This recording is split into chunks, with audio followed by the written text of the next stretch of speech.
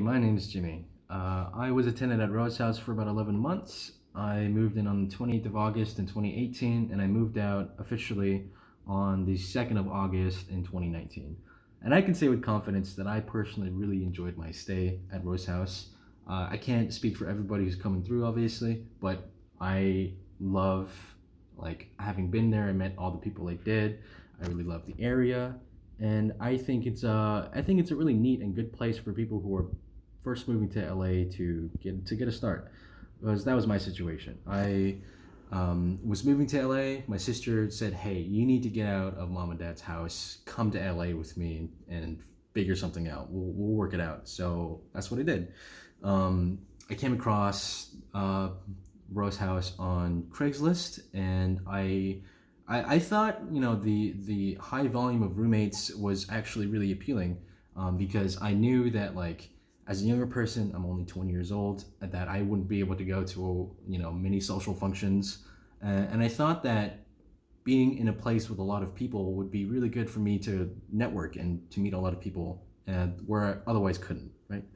So um, I I was also really attracted to the artist marketing of Rose House, because that's sort of my kind of crowd, right? I work in graphic design and I do a lot of physical media, so I thought it would be a good fit for me.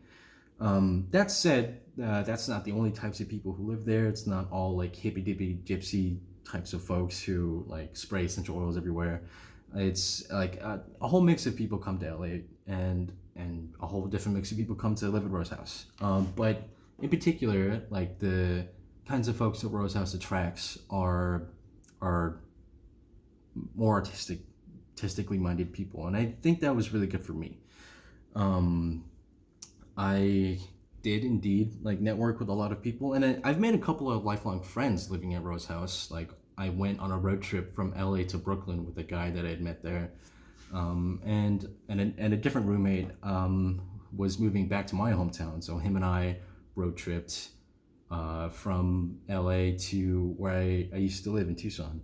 It was two different people. Um, I think it was a good move for me to move into a place where I could talk to tons of people about all kinds of different things. Older folks and young folks, and it gave me a lot of perspective on uh, the kinds of things that people are thinking when they're coming to LA and trying to make it here, right?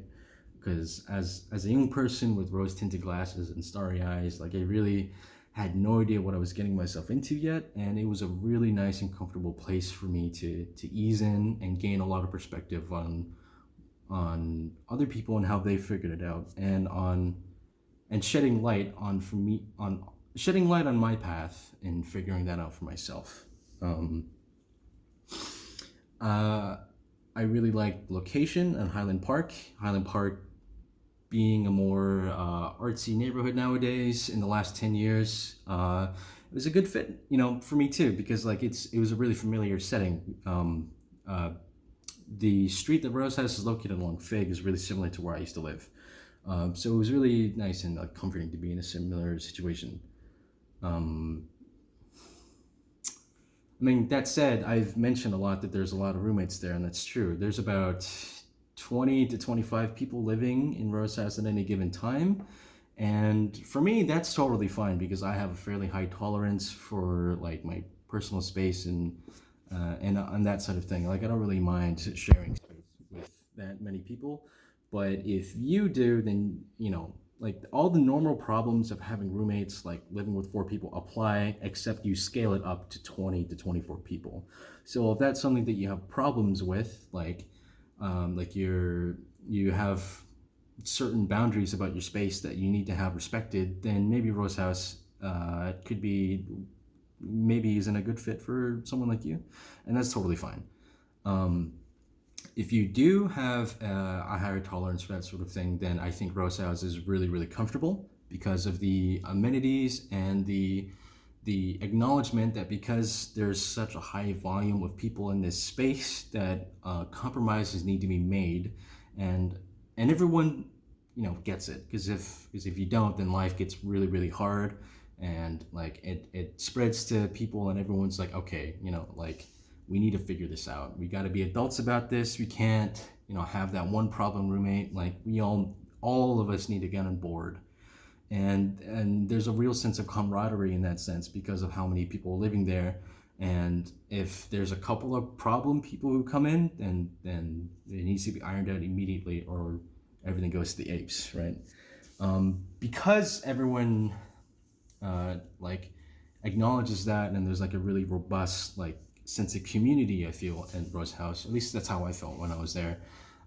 It and honestly, it gets easier the longer you're there, right?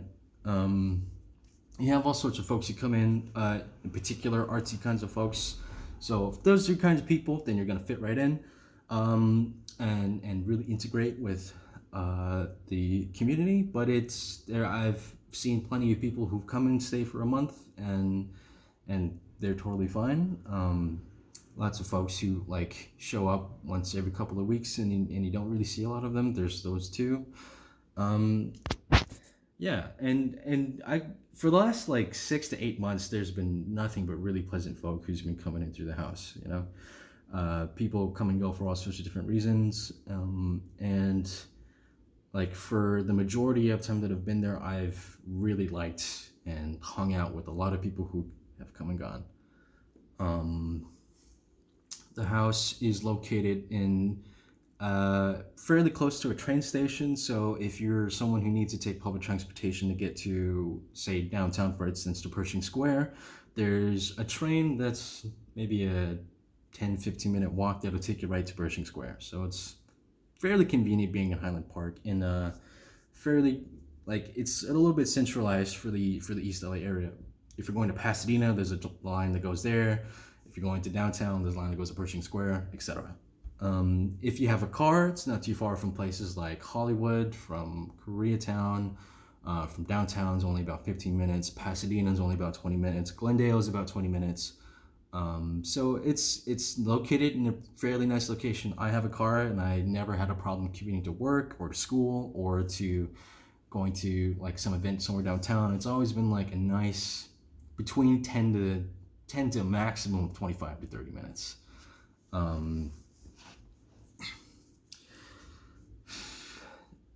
The way it feels when you first move in can feel kind of Spartan because, like I said, of they mentioned like so many people in this space, and I think like the number one thing I would say to someone is is learning how to make that compromise for space. Everyone is making a compromise for space. It's not just you. Everyone is like, okay, like how can we make this communal area work?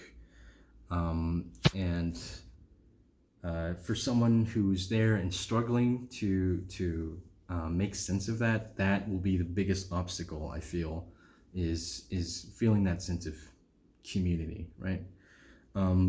Luckily, the house, from my experience, is really good at welcoming people and making you feel inclusive. And I went through lengths to help people like feel included at the house, and I hope I've kind of shared some of that energy to people to keep carrying that on there. Like I said, I was there for a long time. I moved in before the house was really even being finished built, and I just moved out a couple weeks ago, and so I've seen like tons of people come and go, and like what life's like, and